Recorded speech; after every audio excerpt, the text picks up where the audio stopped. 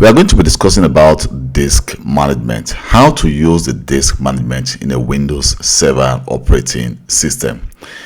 Disk management is a built-in tool in Windows Server that allows you to manage and configure local disk partitions and volumes on your server. You can use disk management to perform various tasks, including creating and formatting partitions, extending or shrinking volumes, and assigning drive letters. So to start the disk management, what you need to do is to go to your start menu and right click. Here you can see we have disk management. So just click on disk management. So here you can see we have our disk management. So from the disk management, you can see we have, first of all, we have our disk. That's a disk 0, which is actually basic on this. This is online. It's actually basic. You can see that's where the Windows C drive operating system lies. And also we have kind of an EFI system partition. It's a kind of a small partition. You see it's about 100 megabytes, about 99 megabytes, which holds the EFI system partition. And we also have a kind of a reserve 450 megabytes, so we can actually delete it, but I would just advise you not to delete this partition. And here you can see we have a disk 1 storage, which at this moment is the D drive, which has been created. We have the option to actually extend, shrink, add, mirror, or change the drive letters. So I'll be taking you just list some of the things you can actually do with the disk management.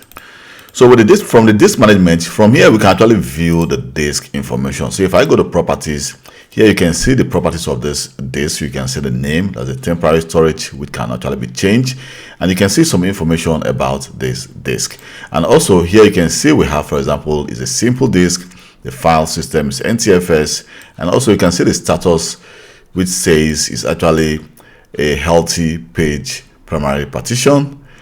And also you can see the capacity, the free space, and how many percentage is free. We can actually create new partition from our disk management. For example, you can see here we have unallocated space. We can actually create a new partition from this disk. We can decide to create a new simple volume and then click next. For example, let me just decide to just say I want to create a 5 gigabyte from this 99 gigabytes. So just click next. And then you want to assign the following drive letter.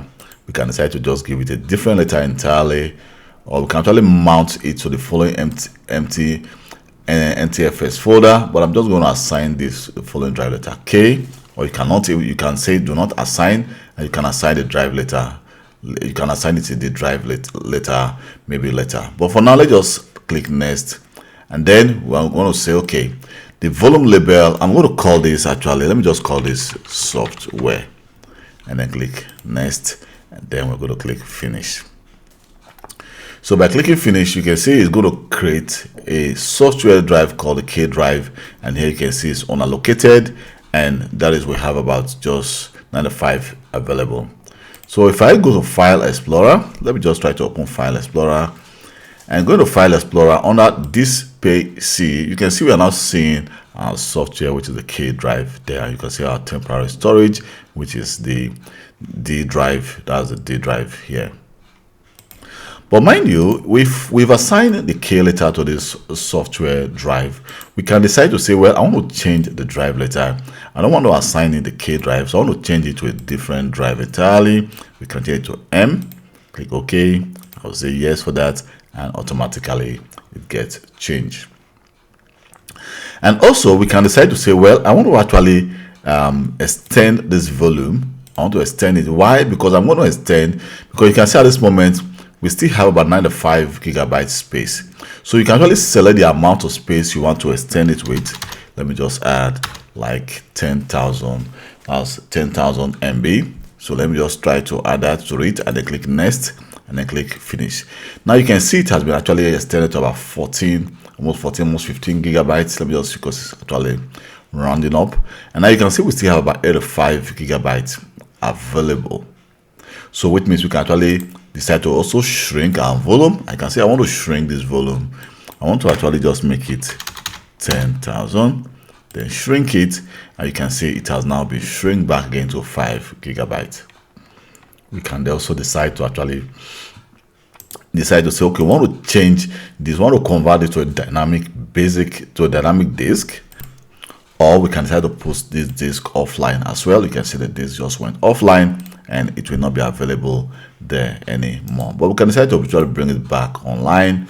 And also we can decide to just say, well, I want to actually kind of no, I want to delete this disk. I can decide to delete this volume, and the volume will be deleted. And if I have some information, let's say we have some information here. Let's say I have a folder here. Let me just call this test. And mind you, if I decided right now I want to format this, you know, I'm going to use the NTFS file system. You can decide to use a different units, but let me just use the default. I'm going to format this. See, formatting this volume will erase all data. I'm going to say okay, which means every single data in that D drive will be deleted. And if you go back again, you can see the info I just added was deleted.